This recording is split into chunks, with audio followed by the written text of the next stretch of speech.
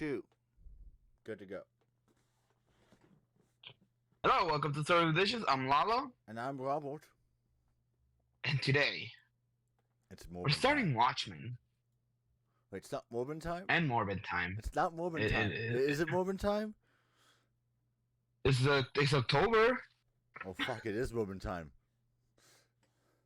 We're doing Watchmen by Alan Moore and Dave Gibbons, who also wrote the Batman Predator crossover. Oh, God. Why did you say it like we were going to cover that next week? We're not covering it next week because we don't have access to it. Our But theme this month is going to be Watchmen related content. it's gonna be Watchmen.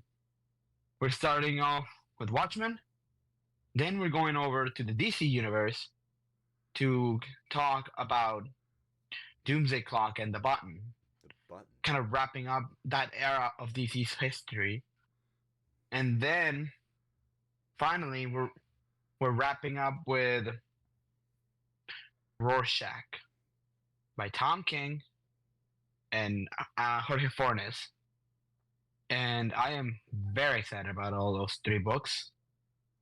I am very excited to share this story with you guys.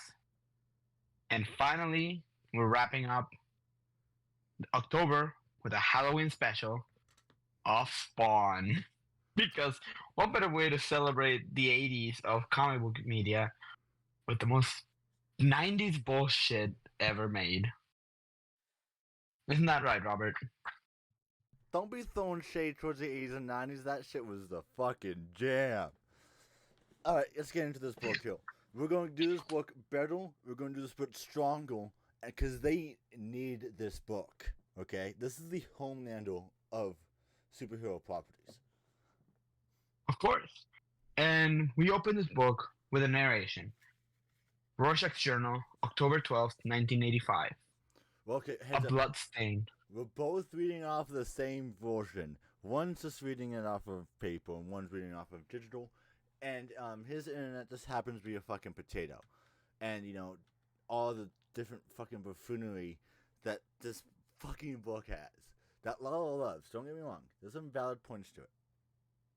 But also, the thing's 449 pages. I know. Keep talking real quick. I know some of this is, you know, like cool, like the solid foundation of the book, right? But also, there's moments in this pages where it's just not needed. There's like, it's cool to have this stuff. So like, but it's chapter bookended in. It's like this. We're gonna probably finally cover it because I know in the last video we tried to, it just didn't go so well. But yeah, there's a lot of filler on this version, so it's not gonna be fun for me. And unfortunately, that's the side you're gonna see because I'm the producer, and I love the fact that there's like these random black screens, which is awesome. Alrighty, I see Lalo is back. Opening this book, we get. By the way, I'm gonna be hopping out for a minute. But we see a blood stain covering a street, the gutters, and we have the Button of who once was. Well, I'm not gonna bury the lead on this. It was a comedian. Look! It's the iconic piece of media from the thing, Lalo. The thing. Yes, Robert. The iconic piece of media from the thing. The comedian has been murdered, and police are stating that the dude was massive. He was a massive dude. Aside from being a street pizza, but have you ever heard that? No. Street pizza? No, I've never heard the term street pizza in my life, Lalo. Jesus Christ. Well, they use it a lot in comic books. Well, What the fuck? When you have to, Lalo is currently driving. Jesus Christ, Lalo, buddy.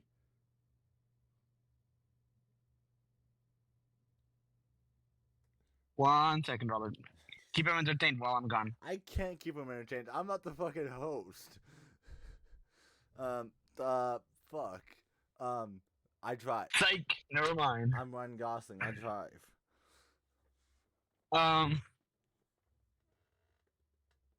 Sorry. We open up. Like I said, the comedian's been murdered, and the police are investigating this scene, talking about how there was possibility that the guy was the murderer, who was DOA. Yes, who was DOA. He might have been a spook. Ooh, spooky. We also have a slight page. It's like a slight pages of the confrontation, where we see just the comedian getting his shit like slaughtered. We also learned that his name was Donald Blake. And that fact is too fucking loud. How he was grabbed around, thrown around like a rag doll, and thrown off into nothingness. Look, it's that pin. It's that iconic pin, Lalo. Yes, that iconic pin, Robert. Get used to it, by the way. This You will thing, see it pops up. literally everywhere on this fucking book. And You will see it a lot I'm gonna throughout mention this fucking week, throughout this fucking month. I'm gonna mention it every single time. The button is gonna be so much fun for me, Lalo. Alright, continuing on. And finally, he was thrown off the building into the pavement. Splat. That same night, a man. The question. It's not. It's actually Rorschach. But funny thing about Rorschach is originally based off of The Question, and it was an allegory to Steve Ditko's politics and how if you are what's his? Never mind. It'll come to me later. Probably during Rorschach. Alan Moore was making fun of Steve Ditko with the character of Rorschach. That's all you need to know for now. And you're gonna let that stand? You being I agree with Alan Moore on that end. You being a Spidey boy, like a No. I love Spider-Man. I don't love Steve Ditko. See, this is why I don't get attached to all Steve the Ditko's titles. Steve Ditko's a piece of trash. Alright, before you guys off canceled Buffalo comic book TikTok, we got this. Rorschach is pulling out his little dingamajig, throws it into the grappling hook. That's what it is. Throws it into the skyline and climbs. And at midnight, all the agents. That's the title of the chapter, I'm guessing. Rorschach starts investigating, looking for pieces. He becomes the greatest detective in the world. He's a fucking moron. You fucking get the joke at least, Lalo? Yeah. Thank you. He opens a closet and sees a gimp suit. Kinky. Which in reality it's just a comedian costume. Grabs it, dumps all the shit on the floor, sees a picture of the Minutemen. He sees the comedian, and all he says is perm. Back on across the city, we meet up with the original one of the members of the Minutemen. Minutemen were superheroes during the 1940s who got together during World War II and started operating, kind of like the JSA, like the original, like the invaders. That idea, correct? See. And one of them was the Owlman. Now, Owlman there were two Owlmen in the timeline of Watchmen. The original, he was I don't remember his name. And the second one is I don't remember his name either. Man, Funny enough. buddy, it's almost like if you had prepped the episode like I told you to do. Not the I still remember it from last year mentality that you had. His name, the new Rorschach, the news is Daniel. Got it? Jesus. Damn, Daniel, back it again with them white vans. Anyway, Shoot me. the new Rorschach number 2 is not Rorschach number 2. Owlman. Mumbo number Night 5. Owl. Night Owl number 2 is having a coffee, a beer with the original Night Owl, reminiscing about the good old days. Because in 1985, an act has gone on to Congress to basically ban superheroes because shit got real, and they're having a drink, reminiscing. Night Owl has to leave.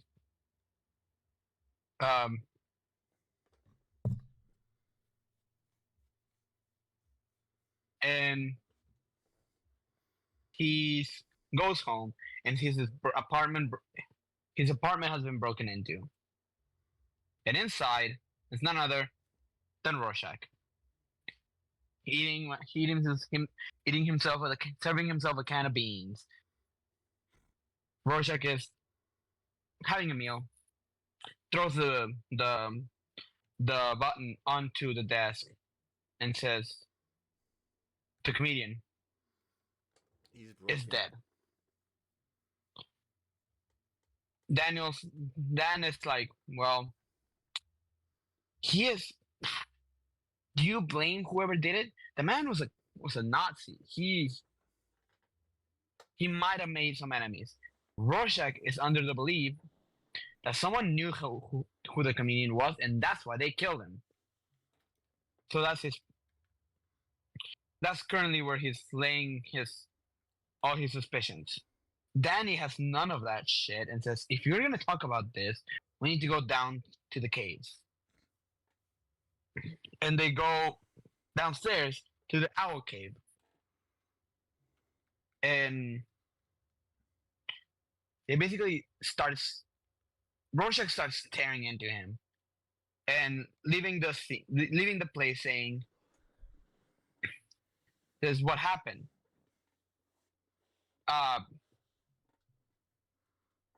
Danny asks Rorschach, "What happened? What happened to us? Those were the good times. Those were the good old days. What happened to them?" And Rorschach just replies, "You quit." Danny is distraught by that statement because it's true. He feels bad about leaving. He wants to go back to those days, but he knows he can't. Rorschach's journal, October 13, 1996. Slept all day. Woken at 4:37. Landlady complains about smell. She has 5 children by 5 different fathers. I am sure she cheats on welfare. Soon it'll be dark. Beneath me, this awful city. It screams like an avatar full of dumb children. On Friday night, a comedian died in New York. Nobody knows why. Down there, nobody knows. The dust reeks of fornication and bad conscience. Believe it. I believe I shall take my exercise. He goes down to a bar and starts like looking for clues of what happened to the comedian. Just starts interrogating a man, beating the shit out of him, breaking a finger, and everyone's looking at, like, staring at him like he's an asshole. First visit of evening, fruitless. Nobody knew anything. Feels slightly depressed. I mean, same Rorschach, but like, don't we all? Um, the city is dying of rabies. It's the best I can do to the to wipe random flecks off the foam from his lips. Never despair, never surrender. There's another one for you, Robert. Never back down, never what? Never despair, never surrender. That's no. Never back down, never what? Never give up, Robert. There we go. So he goes to Vite Tower to talk to none other than what's this motherfucker's name? Ozymandias. Ozymandias. Thank you. How the fuck do I know that? Off of the fucking film. I was just watching the film the other day too. Do you want me to take control of this book, Lalo? No, I got it. Fuck off. If you can't remember the antagonist of the book. Hey, spoilers, jackass. I said spoiler alert. Continuing. Anyway, Ozymandias is confused by the statement that the comedian is dead. But why? And Rorschach says, You were always supposed to be the world's smartest man, Vite. You tell me. Basically, he's interrogating people. He's trying to find out who did it, why they do it. And his main theory right now at the moment, which is absolutely a bullshit theory, is that someone's after Soups. But like it's the fucking boys. But what? Say it. But isn't that the plan at the end of the book? No. No? Fuck. He leaves after getting literally nothing from Ozymandias. It says Rorschach's Journal, October 13, 1985, 8:30 p.m. Meeting with Vite left a bad taste in my mouth. He is pampered and decadent, betraying even his own shallow liberal affections. Possibly homosexual? Must remember to investigate further. Dryberg's as bad as a flabby failure who sits whimpering in his basement. Why are so few of us left active, healthy, and without personality disorders? Motherfucker, look at yourself.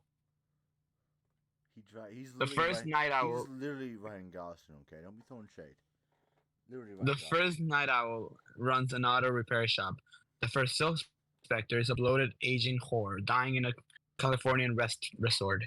Captain Metropolis was decapitating in a car crash back in 1974. How the fuck do you crash your ball, Lalo?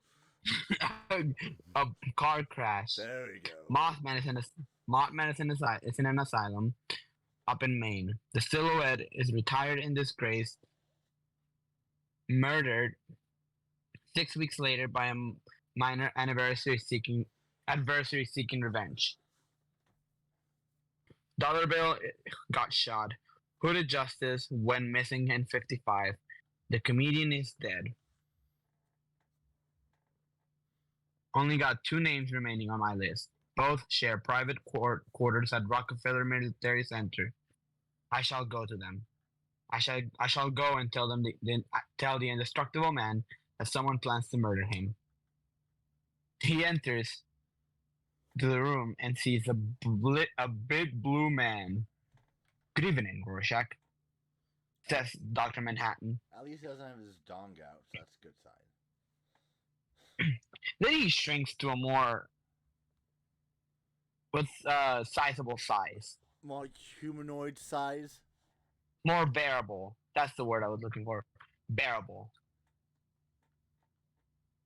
And starts explaining that the reason he starts explaining his powers. Basically, the reason he's here is he's trying to have a conversation with us. Although I see in the future that he's gonna leave this conversation really upset.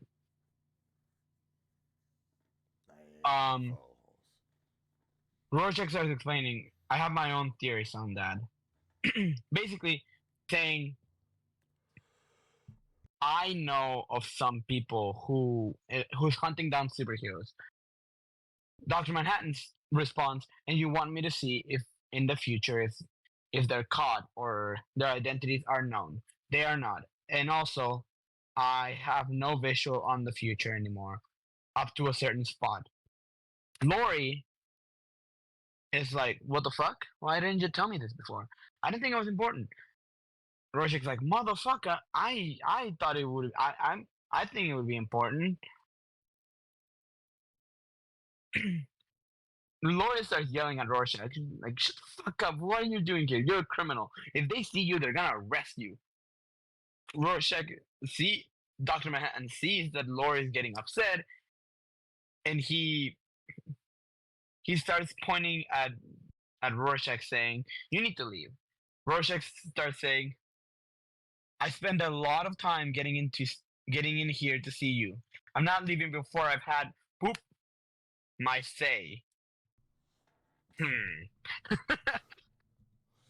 Yeah, I don't know what he was anticipating on doing, considering the fact this man's known to just have control of matter.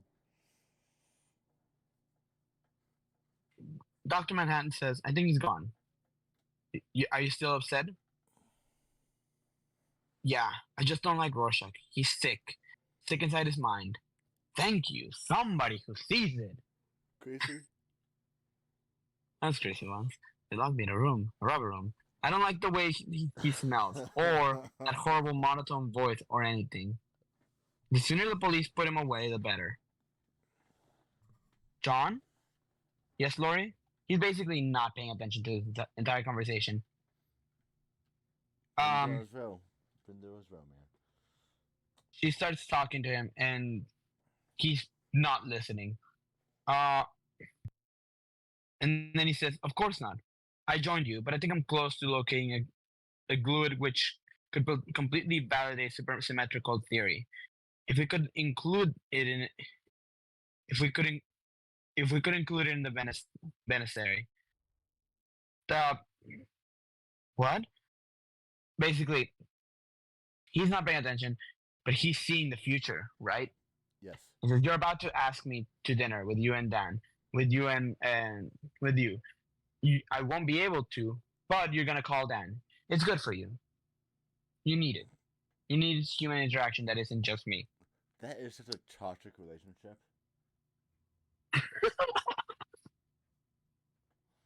Rorschach's journal. But okay.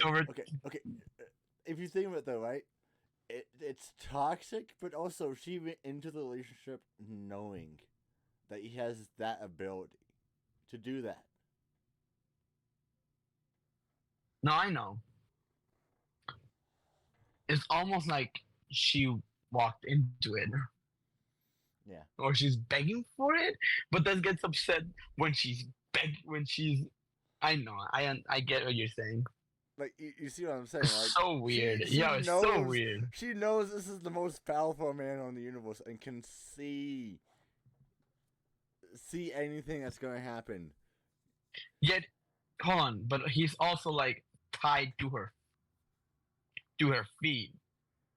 Yeah. Like later on in the book, the minute she leaves him, she just breaks down and goes to fucking Mars. Yeah. Rorschach's Journal, October 13, 1985, 11:30 p.m. On Friday night, a comedian died in New York. Someone threw him out of the window, and when he hit the sidewalk, his head was driven up into his stomach. Nobody cares. Nobody cares but me. Are they right?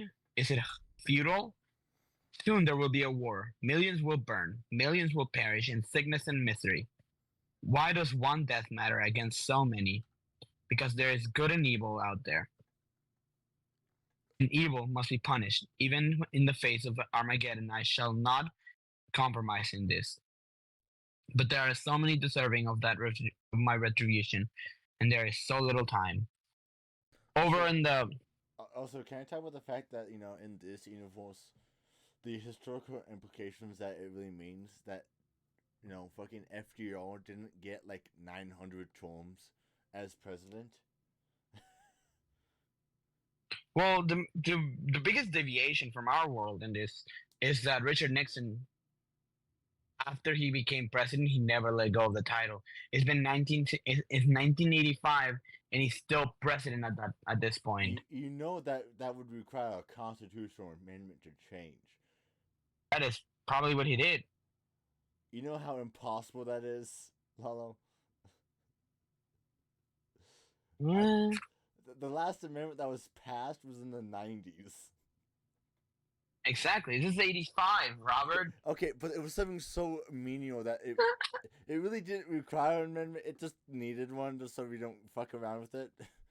But what is it? That's what I'm fucking looking up right now. I think it was the 27th Amendment. No shit, it would be the last one. Oh, yeah. No, you know what the fucking 27th Amendment is, Lalo? What is it? It's, it prohibits any law that increases or decreases the salary of members of Congress from taking effect until after the next election of the House of Reps has occurred. Which is, like, impossible because no one can agree on anything nowadays, so, like... But you know how stupid that is for an amendment. It was initially supposed to be one of our first amendments to the Bill of Rights, but got dropped. Okay, we're almost done with the issue, Robert. We're almost done with the issue. Push through this. Push through this. Yeah, you know when the 27th Amendment pushed through? Just guess. Wow, how long ago? 1992, Lalo. Yeah, it's just 85. Yes. Okay, and the 26th? You know what How long? the 26th was 1971. 60. 1971, yeah, and that lowered the voting age from 21 to 18. Okay. Back at the dinner, they're having Lori and Dan are just having a great time. Talking about the past, how their lives have been going. It's clearly that they like each other, right?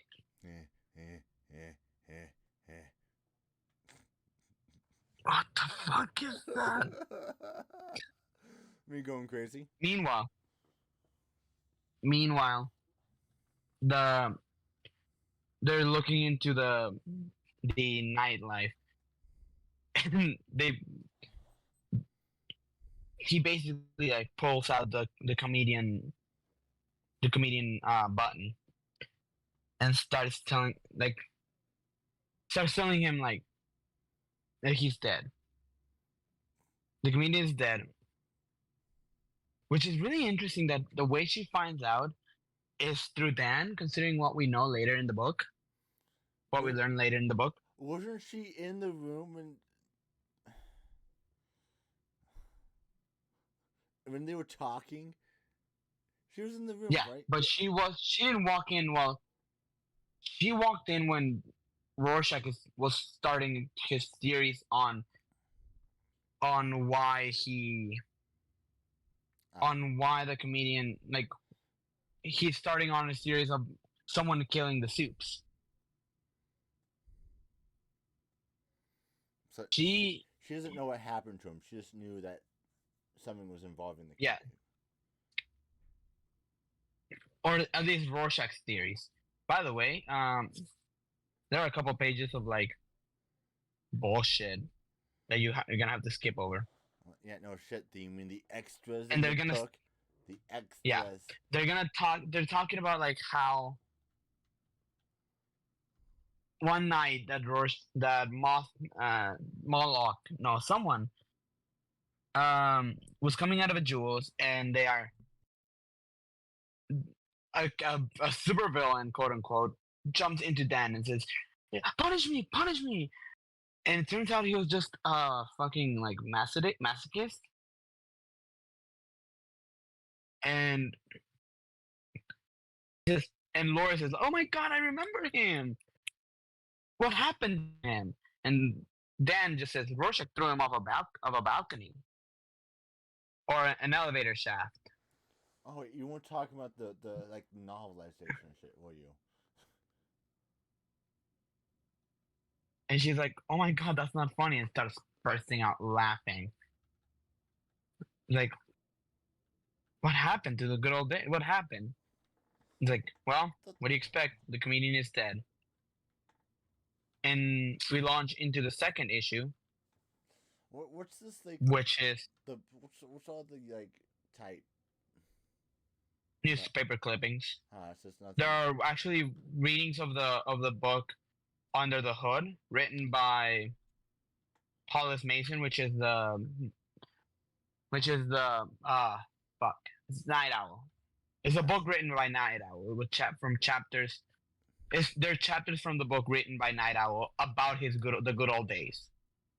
So it's a fucking metrotextual fucking extra, huh?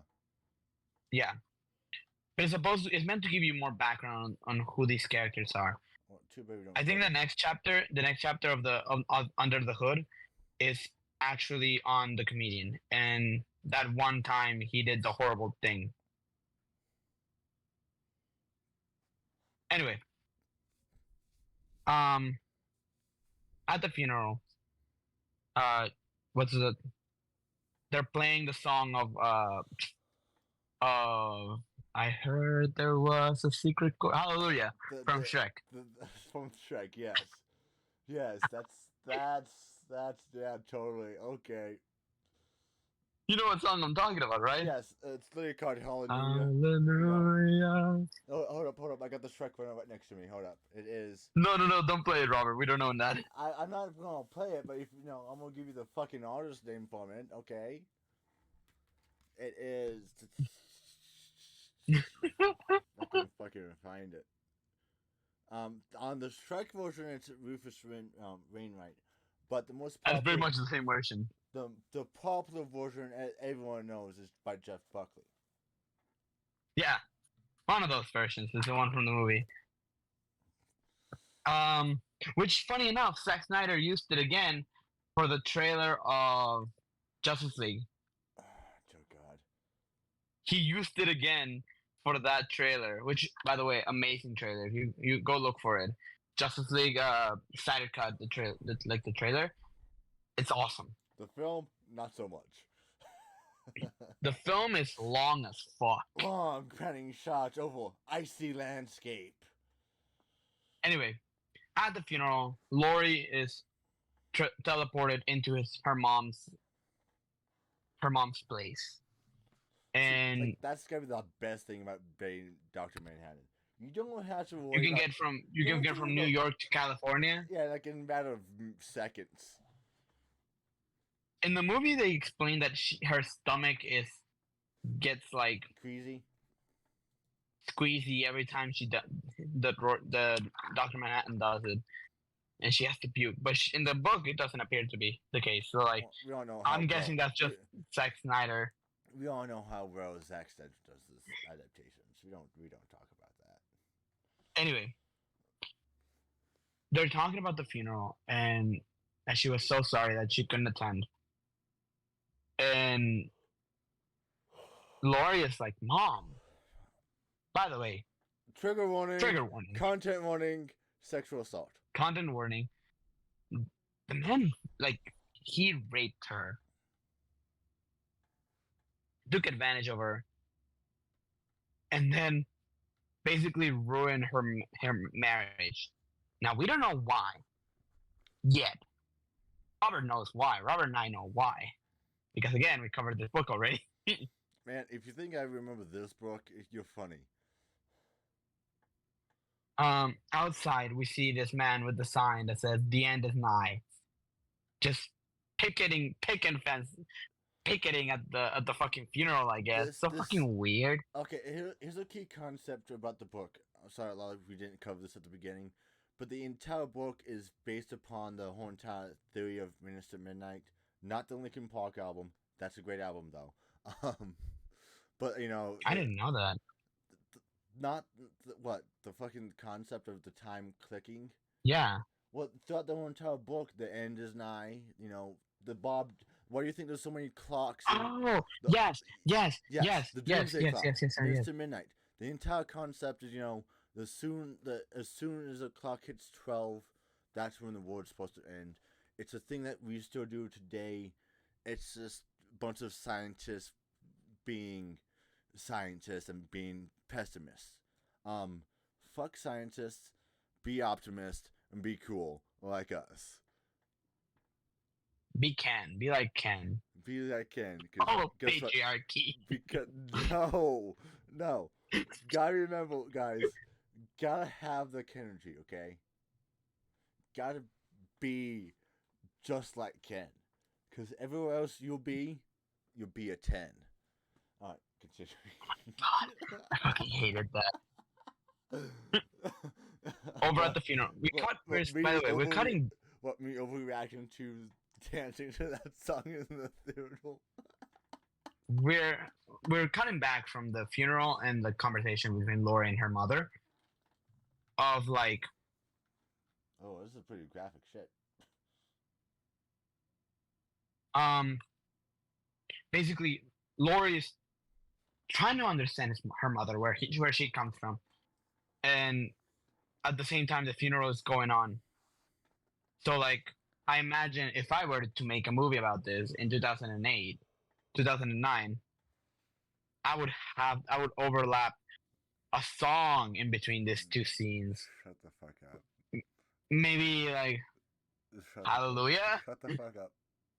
Shut the fuck up. But who made that? Who would do that? It's so stupid. Such a stupid idea. I mean, right, Robert? Well, buddy, I'm not trying to get myself doxxed by Snyder fans tonight, okay? That does not sound like a fun thing to do. Anyway. And the conversation, like the funeral keeps going, and Lori starts talking to her mother and about like how she sexualized herself because of her Minutemen days. And then we get to the nitty-gritty. How after a meeting, content warning. Phil Spector was gonna content warning. Again, content warning. Phil Spector was gonna change. Then Donald pops up out of the background. Like a fucking Jack in the Box. Why does it always have to be a Donald? Donald? What other Donald? Donald. Oh my God, Donald Trump.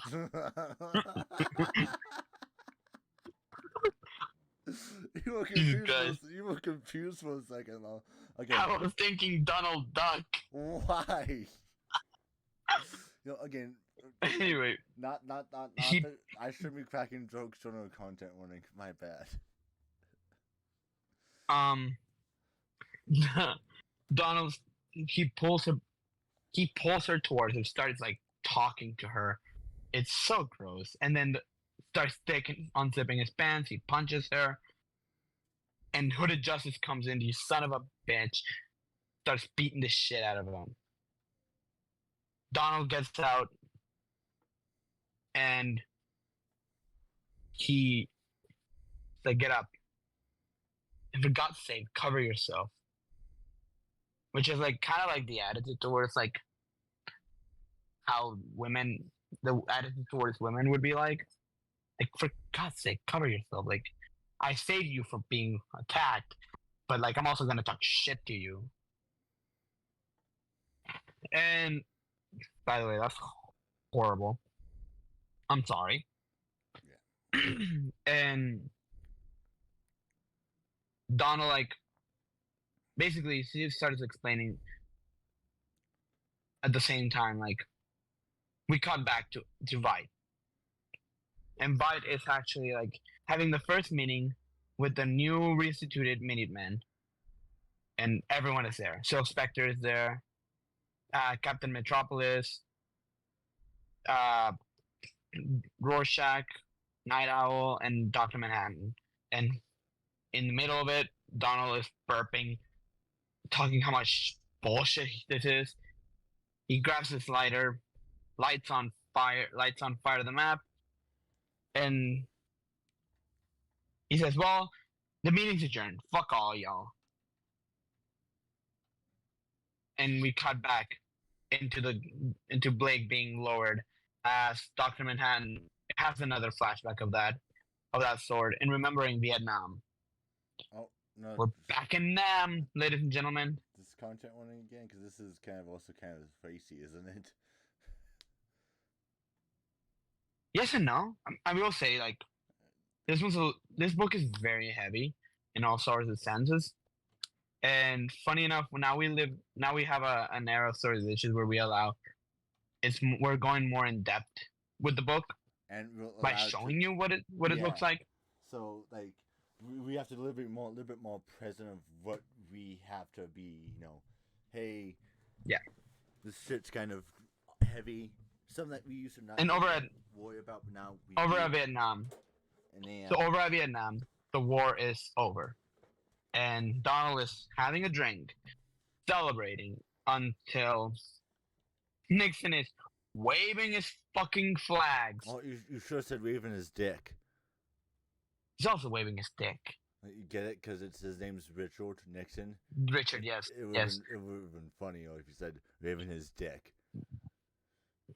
Like L.B. Johnson in Congress. My fucking excuse me? L.B. Johnson would pull out his dick in Congress and just waving it around. How the fuck do you know that? Don't worry about it.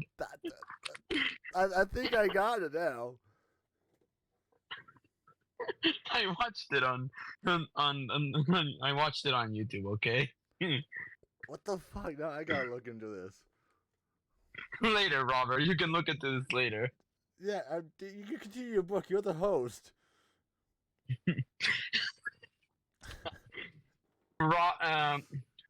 He's having a drink, and a Vietnamese lady, like, is talking to him, and she's pregnant. And she's like, now that the war is over, Mr. Eddie, now I must talk with you. And Eddie's like, listen, lady, we got nothing to talk about. We had fun. I had fun. Now we move on with our life, and I'll never see you in my fucking life ever again. You or your stupid country. And the lady, she grabs a bottle of whiskey and destroys his face. Blake is immediately irate by this and says, "You filthy, stinking, worthless!" And he pulls out a gun and blows her away. Not the Korea either. The At the same time, like Dr. Manhattan is watching this. He's Blake, don't do it. And he starts walking away, yelling for a medic. Gotta find me a thing! That goddamn medic! Ah, that bitch! And Dr. Manhattan stops and says, Blake, she was pregnant, and you gunned her down. Yeah. That's right. Pregnant woman, gun her down, bang, And you know what? You watched me. You could have changed the gun into steam or the bullets into mercury or the bottle into goddamn snowflakes. You could have teleported either of us to goddamn Australia. But you didn't lift a finger. You don't really give a damn about human beings. I've watched you. You never cared about what's her name, Jenny Slater, even before you ditched her. Soon you won't be interested in Sally Jupiter's gal either. You're drifting out of touch, Doc. You're turning into a flake. God help us all. Now, but okay, the comedian has a point here with the entire fact that you could have toned the more absolutely and that's why that's the most important thing about Blake that stuck out with him. Because he knows he's right. I feel like this is like the power and responsibility speech for Dr. Manhattan. Because and at the same time, these three men are having the same moment of realization, when in reality, finally we get to Owlman's, and the anti-superhero registration act went on. That's not what it's called. It's actually called I don't remember what it's called. Whatever it is, I'm sure someone will correct us in the comments below. And he starts the act is going down to 9 after the strike. the police strike of 84, 83, and he starts like there are riots in the city, and who were sent to stop those riots? Owlman and the comedian. Why would you say They're on the owl. Okay, I understand Owlman. Owlman has a history of violence in the past. With a fucking comedian? I don't. Owlman has a history of violence. No, he doesn't, but the comedian does, doesn't he? Oh yeah, yeah. Why Well, would I'm guessing. I'm guessing with the comedian just tagged along, like, hey, you're going? Fuck yeah, I'm down. why would the Owlman allow that? Because Owlman is That's a good question. the Owlman is this universe's knockoff Batman. I could imagine, right? Name and everything. Yeah. Ship, no powers. I mean, in the flip side universe and over at the Crime Syndicate, he is Nightman, Owlman. Whatever, but like, But like, so that's why beside the would point. why would he allow the comedian to tag along? That I would not invite that I'm man. not sure. I would not invite that man to any peaceful protests, ever. They're not protests. They're fucking riots. I wouldn't. You're a superhero. Your superheroes don't kill. Anti-heroes kill. The comedian is a good allegory for the Punisher, isn't he? It's a good allegory for like The Punisher. what would eventually become the '90s characters. The Punisher. Yeah. And basically he starts throwing like gas, like tear gas and shit, and he's like, "Come on, we're the world's only protection." And Owlman is like, "Protection? Protection from what? What are we protecting them from? Are you kidding? From themselves. You feel comfortable? Don't you feel comfortable unless you're up against some schmuck in a Halloween costume? Speaking of which, where the hell are Rorschach and the others?" Night Owl says John and Laurie are handling the riots in Washington. Rorschach's across town trying to hold the Lower East Side. Huh. He works mostly on his own these days. After the incident, Rorschach's nuts. He's been nuts ever since that kidnapping he handled 3 years back.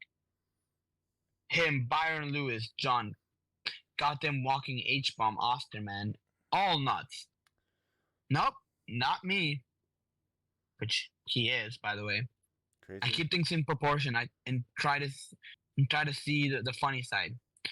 Drop that can, you little freak! And they're writing on the walls. Who watches the Watchmen? You see this? Can you talk about the fact you fucking shot that kid for spray painting? For mainly. He's throwing tear gas. He's throwing cans of tear gas.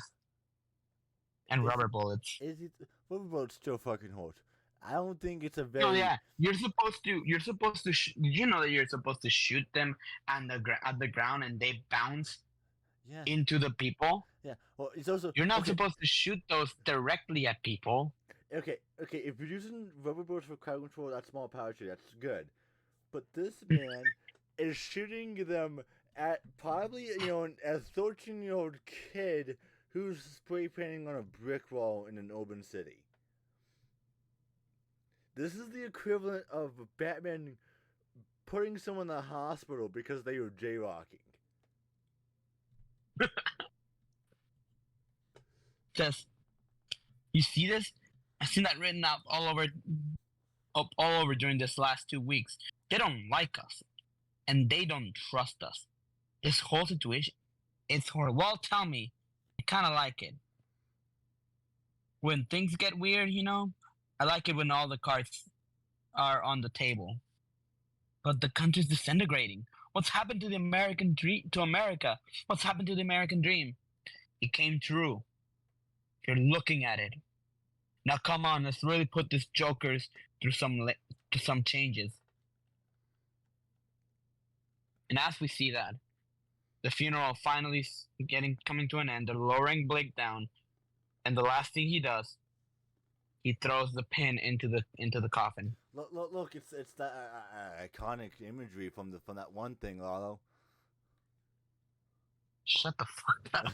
By the way, the blood is gone on the pin. Well, the blood was gone in the pen like halfway through the fourth issue. Now we see what the fuck? It's not a soundboard effect that I have from one of the servers I'm in. Don't worry about it. It was fucking weird. I hate that. Okay, continue. The sermon ends, and Rorschach, and the red-headed guy. I'm gonna say fucking. I'm gonna fucking not bury the lead anymore with this. This is Rorschach. He's following Moloch, who was an all-time supervillain of. Yeah, he does. He was an all-time supervillain of Dr. Manhattan. He starts explaining like, why were you at the funeral? What were you doing? And Moloch's like, he came to my house. The comedian came to my house and started like blabbering some bullshit that I didn't understood. He called me my friend. He called me his friend. I don't understand. I'm sorry. I didn't want to go, but I had to. I felt like I had to. In the meantime, the comedian's like, we see like a mirror of like what's going on, and just the comedian breaking down into him. And then he left. I don't know what the hell he was about. And Rorschach's like, funny story. Sounds unbelievable. It's probably true. So you mean I'm clean? He pulls out a packet of pills. Like, nope, you're not. These are illegal in the U.S., especially in New York where we are at right now. He's like, please don't take them away. I have cancer. Cancer? What kind of cancer? Well, you know the kind of cancer that you eventually get better from? Yeah. That ain't the kind I got. Very well. Copy down name of company. Report them later. You're off the hook for now. And be seeing you. Keep out of trouble. Rorschach's Journal, October 16th, 1985. 42nd Street. Women's breast. Women's breast draped across every billboard, every display, littering the sidewalk. Was offered Swedish love and French love, but not American love. American love is like Coke in a green glass in green glass bottles. They don't make it anymore. Thought about Moloch's story on the way to the cemetery. Could all be lies. Could all be part of a revenge scheme planned during his decade behind bars. But if true, then what? Puzzling reference to an island, also to Dr. Manhattan might be at home. He might be at risk in some way. So many questions. Never mind answers. Soon, nothing is unsolvable. Nothing is hopeless. Not what there's life. In the cemetery, all the white crosses stood in the rows, neat chalk marks on a giant scorecard. Paid last respects, quietly, without fuss. Edward Morgan Blake, born 1924, 45 years. A comedian, died in 1985, buried in the rain. And we see more of like the scene of like what happened. We see like Vietnam. Look, it's the button again. And all ended in the same way. He says, sorry, I'm trying to find. He saw the true face of the 20th century and chose to become a reflection of a parody of it. No one else saw the joke. That's why he was lonely. I heard a joke once. Man goes to the doctor, says he's depressed, says life seems harsh and cruel, says he feels all alone in a threatening world where what lies ahead is vague and uncertain. Doctor says treatment is simple. Great Clown Pagliacci is in town tonight. Go see him. That should pick you up. A man burst into tears. Says, but doctor, I am Pagliacci. Good joke. Everybody laugh. Roll on snare drum and curtains. Rorschach drops off a flower. Wait. Snow drum. What? Snow drum. Continuing. He picks up a flower, puts it on his chest, and walks away. End of book 2. In the meantime, America. The newsstand guy is like talking to a kid who's reading a comic book, and this is the first appearance of the Black Freighter. No, why? We're not going over it. Thank God. Let me see where it is. There it is. Basically, the Black Freighter ends, and then the guy with the picket sign shows up, and he starts talking to the newsstand guy, saying, "Hey, where's my newspaper? What's my newspaper?" I'm trying to do a New Yorker accent. I can't. Stop. I know. Get the fuck out. Well, I was choosing violence. In the meantime, we see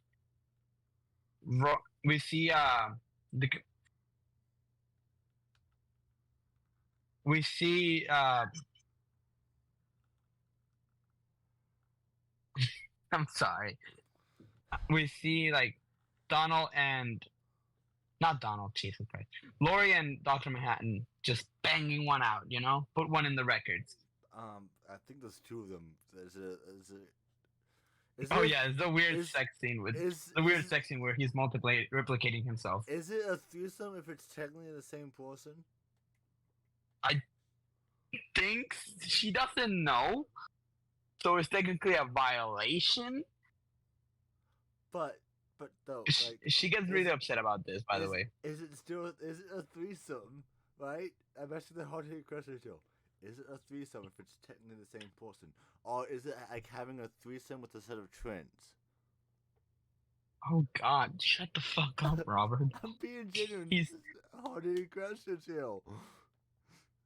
Rorschach, no, Dr. Manhattan is like trying to explain himself, when in reality he's just bearing a bigger hole for himself. And we find out that he was actually working on the other room, like the room across from him, from her office. Bro has. So okay. So looking at this like in like the laws of the universe, right? Matter cannot be created nor destroyed. So, yes. So this is just him splitting himself off in 3 different parts, right? Yeah, he is. So it's still the same person. Yeah. So are you still on about this? Yes, fuck you. So it's not a threesome. Well, it could be. It's a threesome, but the duo is the same person. In the movie, it was a bukkake. What do you want? The fuck is a bukkake? What? Don't worry about it, Robert. Oh, continuing on. While they're having, she basically leaves John, and she goes to see Daniel.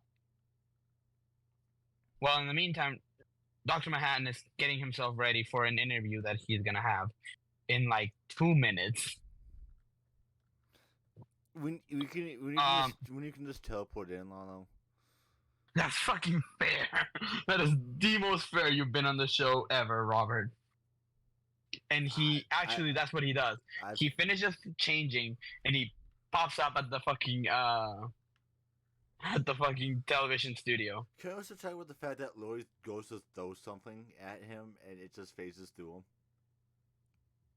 Yeah, where are you? I'm in the fight. They just realized it was a twosome that was actually just a threesome.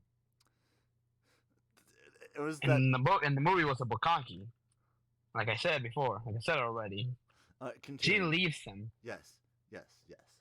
Onto page 85? 80, no, on the bottom it says 9. He gets ready. He finishes getting ready while she's talking to John. Not to John. Laura's talking to Daniel, saying like, it's like he's pretending to care. He's pretending to love me. He's pretending to care.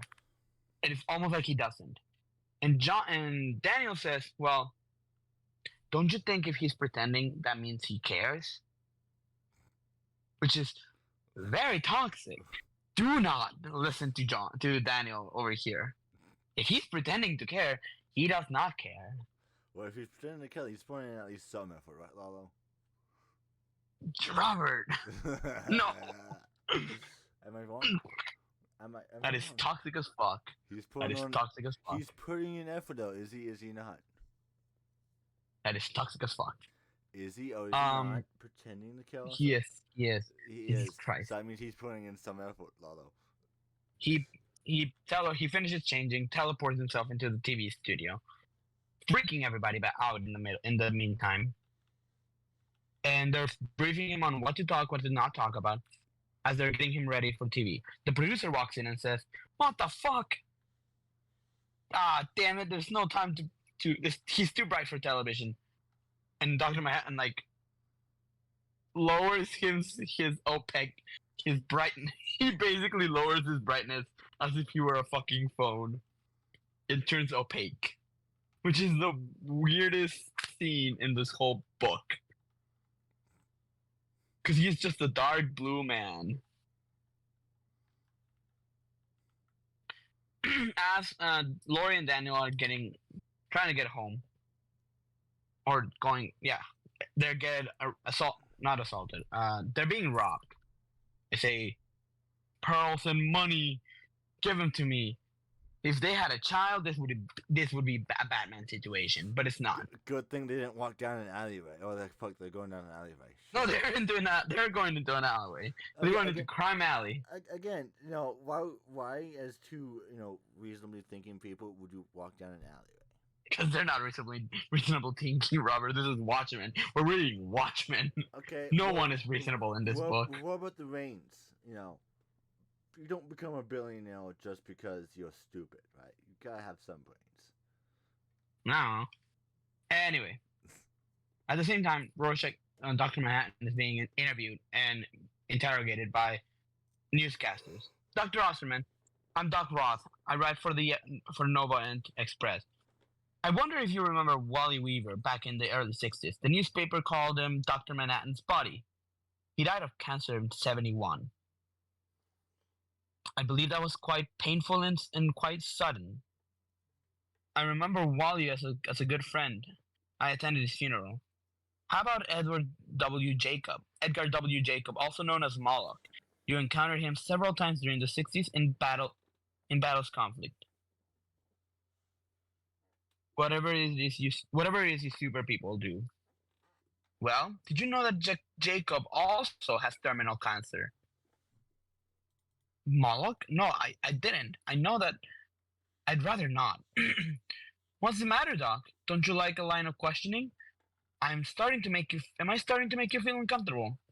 Then how about this one? Did you know that Janie Slater, linked romantically with you in the 60s, is currently suffering from cancer? Lung cancer. Doctors have given her 6 months to live. Notice any connection? Because from where I'm standing, it started to look pretty conclusive. That's when the Secret Service starts popping up and says, "Okay, that's it. No more questions. The doctor's tired. Sorry about this, folks, but the show's over." And they start bombarding him with questions, surrounding him, just trying to get information out of him. And all he can say is, "No, please, if you'll let me through, please. If everyone would just go away and leave me alone. Leave me alone," I said. And the whole room was empty.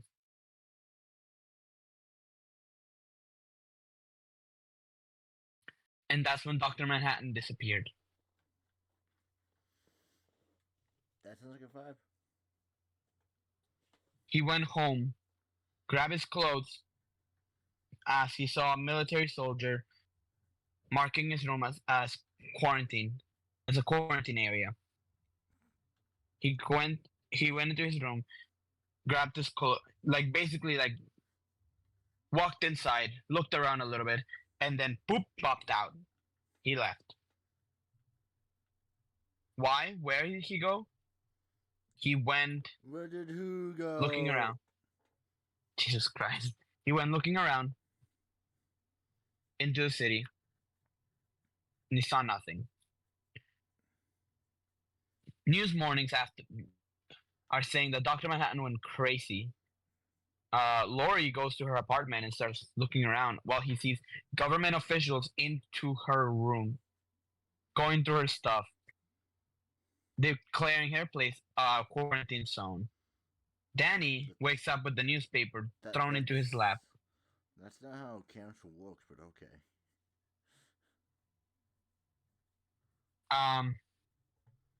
That Dr. Manhattan in the newscast saying Dr. Manhattan leaves Earth.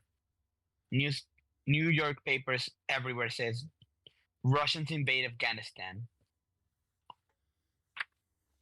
And in the meantime, we are getting reports from the president's office that the latest analysis is true. If the Soviets continue into Pakistan, it's 60% certain that they'll try taking Western Europe. In the meantime, the Dr. Manhattan is just walking across Mars.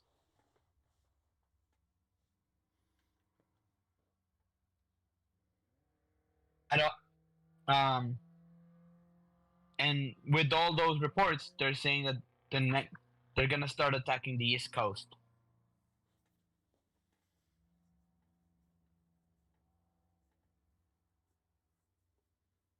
And into that's the end of book. What is this? What chapter is this? 3.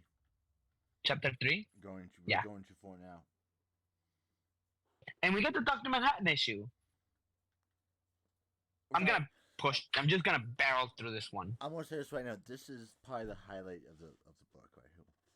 This is where the book peaks in my opinion. The photograph in my hand is a photograph of a man and a woman. They are at an amusement park in 1951. In 12 seconds, I dropped the photograph to the sand at my feet, walking away. It's already lying there. 12 seconds into the future. 10 seconds now.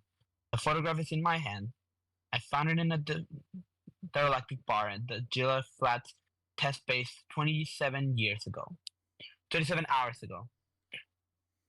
Dr. Manhattan is looking into his future, past, and present, all while staring into Mars with a photograph in his hand. Look, it's that one meme image that everyone likes using to be depressed and reflective. And in Mexico, it also became a meme, but in a different context. It's in a happy context, right? No, they take that picture and of Dr. Manhattan, and he says, "I am tired of this world, of its people." But they actually take the shot from the movie of him sitting on the rock on Mars. Which, by the way, this book does this sequence, this issue, way better than the movie ever could.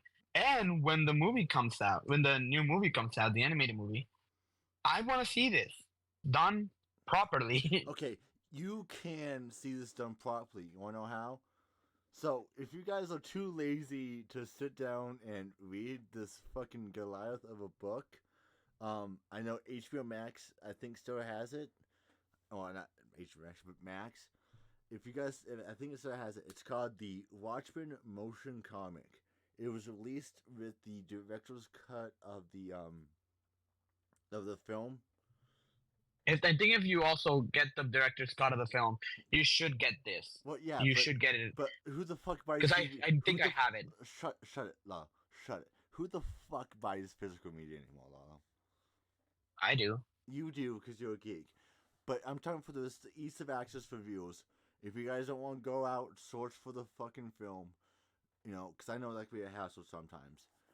Max has a motion comic of like each issue. There's 12 issues, so there's 12 like episodes. Well, it covers not only the mainline book, but also covers like the Black Cradle and all that jazz. So he's basically like breaking down his every thought he's having within these 10 seconds. There's 12 seconds of him dropping down the picture. I am 227 million kilometers from the sun. Its light is already 10 minutes old. It will not reach Pluto for another 2 hours. 2 hours into my future, I observe memories from a glass balcony, thinking about my father. 12 seconds into my past, I open my fingers to the photograph and the photograph is falling. I am watching the stars. Halley's Comet tumbles through the solar system on its great 76-year ellipse. My father admired the sky for its precision. He repaired watches. It is 1945. I sit in a Brooklyn kitchen, fascinated by an arrangement of cogs and black velvet. I am 16 years old. It is 1985. I am on Mars. I am 56 years old. The photograph lies at my feet, falls from my fingers, is in my hand. I am watching the stars, admiring their complex trajectories through space and through time. I am trying to give a name to the force that is set into motion. It is August 7th, 1945. The Brooklyn morning is humid, and the fire escape door has been left open. And we see John talking to his father about the news of the atomic bomb in Hiroshima, and how that same morning he said he took the silk velvet, the velvet silk of watches, and threw them on the balcony. 115 minutes into the future, the meteorites 40 years ago caused rain in Brooklyn. 115 minutes into the future, the meteorites hail down through the rarefied atmosphere of Mars. It is 1948. I am arriving at Princeton University. It is 1958, and I am graduating with a PhD in atomic physics. The cogs are falling. It is May 12th, 1959. My first day at the Gila Flats. Professor Glass is shaking my hand, asking Wally Weaver to show me around. The scent of his Turkish cigarette is thick in the cramped office.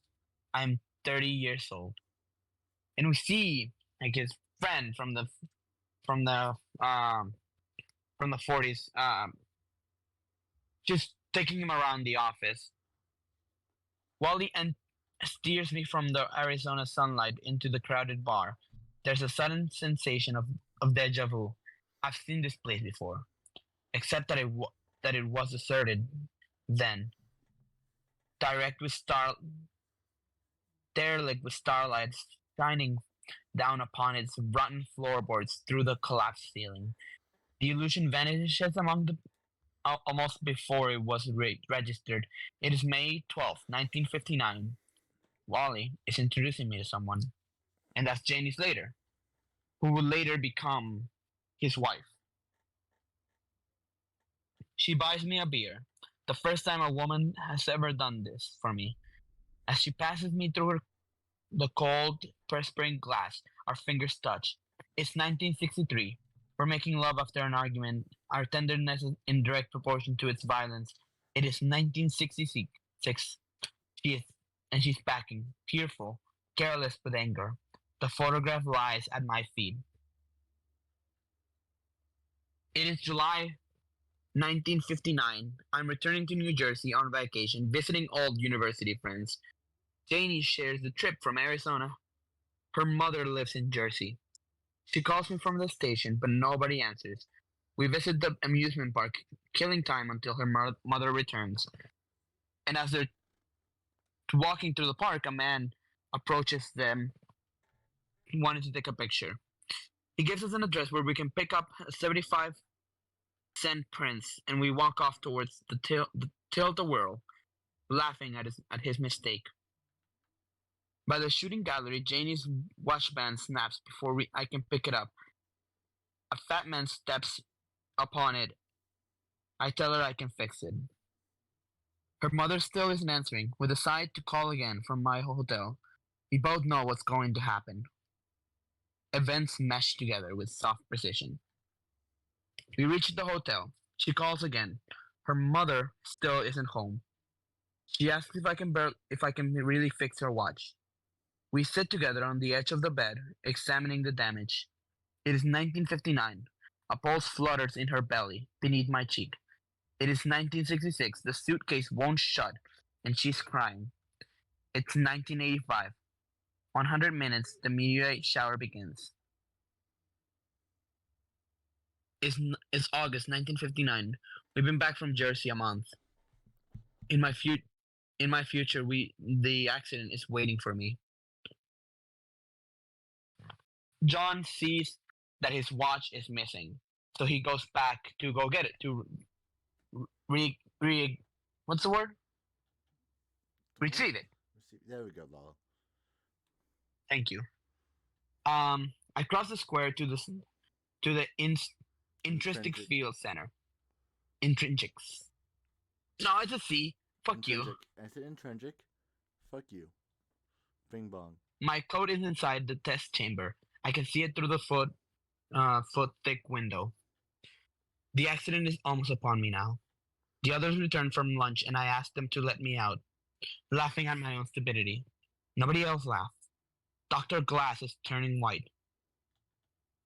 He explained that the door has locked automatically while the generator warms up for his afternoon experiment, removing the intrinsic field from the concrete block 15. You know how... I asked him what... I'm sorry. You know how stupid that is? What? To have an auto-locking thing with no emergency override. I mean, it is the 50s. Yeah, buddy. Still, you want to control as many variables as you can, and having a having a human in the intrinsic field isn't very good. It ain't very poggers. It is not. I ask him what happened. What happened to the other 14? And he tells me that they're sorry. Janie starts running in horror after what's happening, realizing what's gonna happen. The door slams behind her. I look at Dr. Glass, but he looks away. I can hear the shield sliding back from the particle cannons. There's something in my pocket. I take it out. It's as good as new. Air grows too warm too quickly. I want very much for a beautiful woman to hand me a glass of very cold beer. And the atoms in the test chambers are screaming at once. And the light is taking me to pieces. It is September. A token funeral service is being held, and there's nothing to bury. It's October. Jenny places our Jersey snapshot behind a glass in the bestiary. It's the only photograph of me anyone ever has. It's November. Is it the 17th, Robert? What? It's November 17th. I'm sorry. That makes no fucking... Why did you say November 17th? It's November. It's my birthday. Fuck off. It's your funeral, though? You plan to kill yourself on your birthday?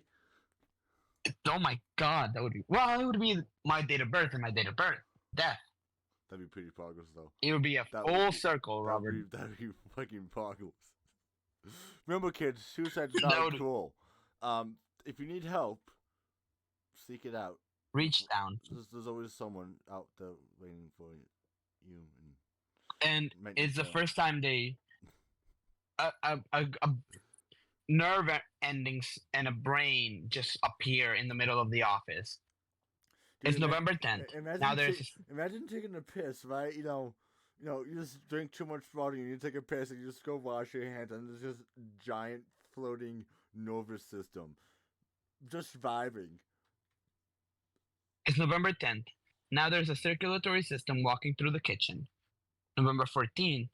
A partially muscled skeleton stands by the perimeter fence and screams for 30 seconds before vanishing. Really, it's just a question of reassembling the component in the correct sequence. Putting together a watch. It is November 22nd. Oh, so nothing happened on my birthday? Damn it. You know, basically, people are having reports of like what's going on and how horrible, and some guys are like thinking to like quit this place. Yeah. Well, in the meantime, while they're all having lunch, it's the Manhattan Dick. They see a man create itself. Their bleached faces stare up at me, pale and insubstantial, in the sudden flare of ultraviolet sunburn in November. It is October 1985. I am basking in the 2 million-year-old light of Andromeda. I can see the supernova that Ernst Hartwig discovered in 1885, over a century ago.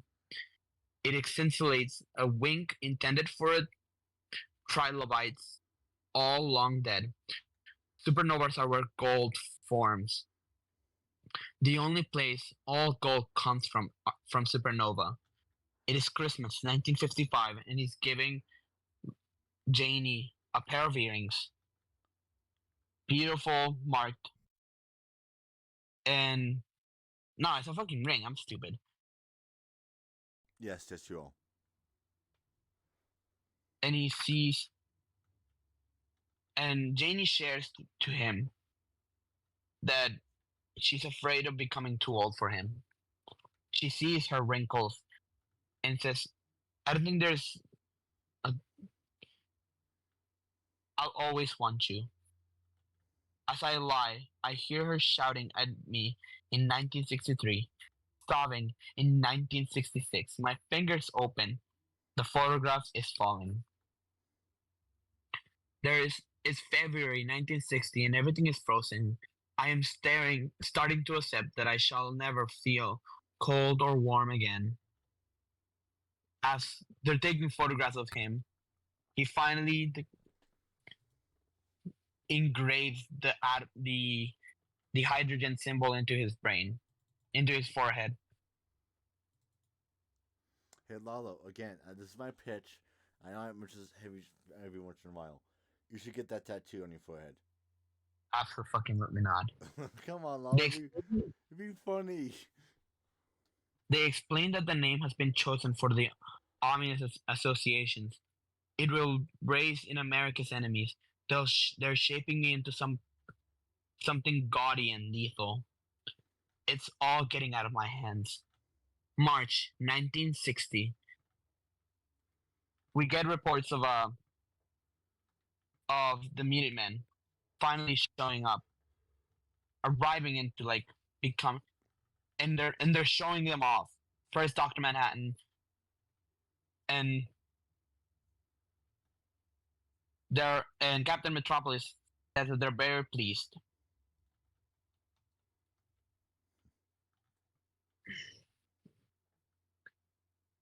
I am there now, in 1960, saying those words, watching TV.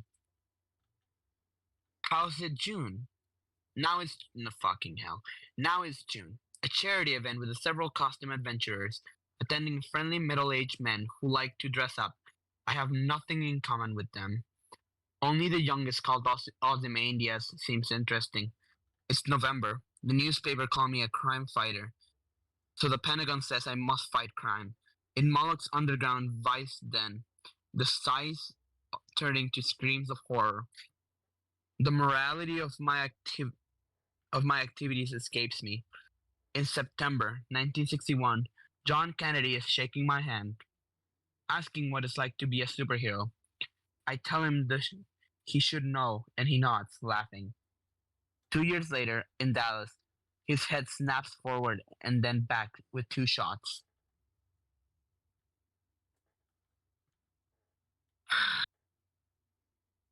This is the most heaviest part of the book because we're seeing it all from the brain, from the mind and memory of a super living individual. Yep. It is May 1962. A masked man retires to open an auto business. His real name is Hollis Mason. We are talking after a civic banquet in his honor. Dallas is still 18 months away.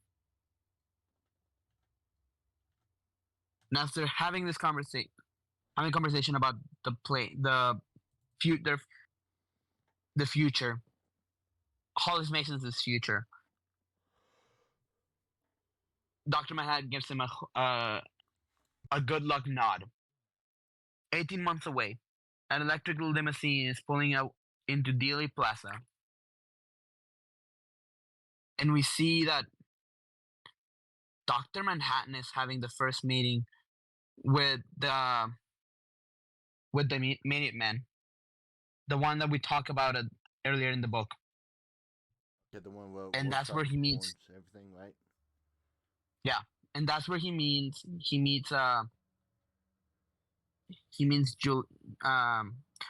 Self Spectre. It is 1963, an hour into the future. Her sweat cools and dries in the November bedroom.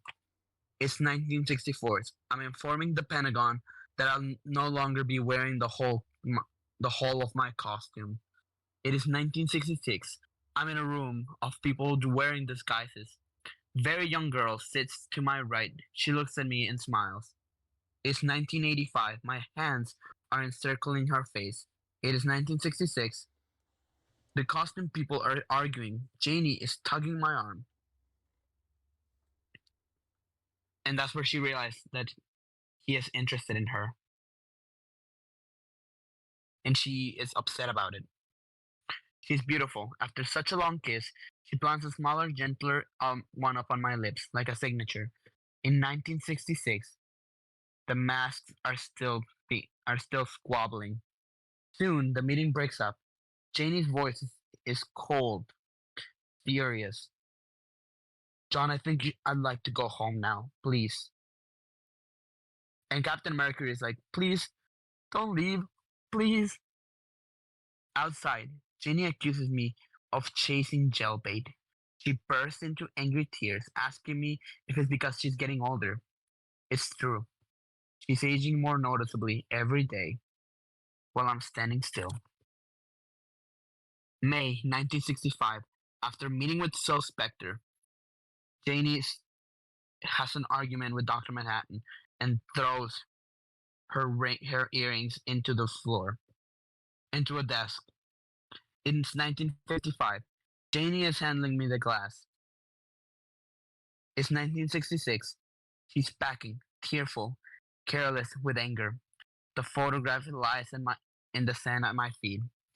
In 1969, I'm receiving news of my father's death. In 1959, he's opening a telegram from the military informing him of his son's accidental disintegration. I never correct their mistake. Gila Flats closes down in 1970. On Lori's 20th birthday, we move on to our new apartment, Washington apartment. I have revealed my true name to the public after my father's death. There seems to be a little point to concealing it. It's January 1971. President Nixon is asking me to intervene in Vietnam, while 10 years earlier Kennedy is avoiding any mention of Cuba. Later in November, I'm told that Wally Weaver has died of cancer, age 34. It's March. I'm in Saigon being reintroduced to Edward Blake, the comedian. He works mostly for the government now. I suppose I do too. Blake is interesting. I have never met anyone deliberately immoral. He suits the climate here, the madness, the pointless butchery. As I come to understand Vietnam and what it implies about the human condition, I also realize that few humans will permit themselves such an understanding. Blake is different. He understands it perfectly, and he doesn't care. It's May. I have been here 2 months. The Viet Cong are expected to surrender within the week. Many have given themselves up already. Often they ask to surrender. To me personally, their terror of me, unbalanced by an almost religious awe. I remember how the Japanese were reported to have viewed the atom bomb after Hiroshima. It's June, VVN night, and the comedian is sliding a gun from his holster, blood streaming from his lacerated face. It's October 1985. Deciding to create something, I turn away from the stars that may have burned out eons ago. I no longer wish to look at them. I no longer wish to look at dead things. It's 1975. The papers are full of president's proposed constitutional amendment, Oh, look. allowing him to run. Look, it kind of What? it answers our question from Nixon's. Yeah. Amidst all this, the unmasking and retirement of Ozymandias goes almost unnoticed. His real name is Adrian Veidt, a self-made millionaire retiring from adventuring. He invites Laurie and me to visit him at his Antarctic retreat. His eyes are sad, and knowing his servants bring us Indonesian food, and he talks about his business plans all the time, feeding us scraps to his beautiful monstrous cat. Hi, Bubastis. It's 1985, choosing a spot to begin my creation. I sent down. Pink sand lies cold in my blue palm. It's deserted planet. It is wonderful, so wonderfully completely silent. 1977, the city is shouting, claiming that costume adventurers are making their job impossible. The police are on strike. Everyone is frightening, scenting anarchy. And we open back to like the riots, and the next day I'm reading in the paper that 2 people who suffer heart attacks upon suddenly finding themselves indoors. More would have suffered during the riot, I am certain. And the Kennedy Act goes into place. The Keene Act, sorry. Yeah. Banning illegal every and all vigilantism. It's 1981 now. Laurie and I are settling into our new quarters at the Rockefeller Military Research. In New York, we go walking.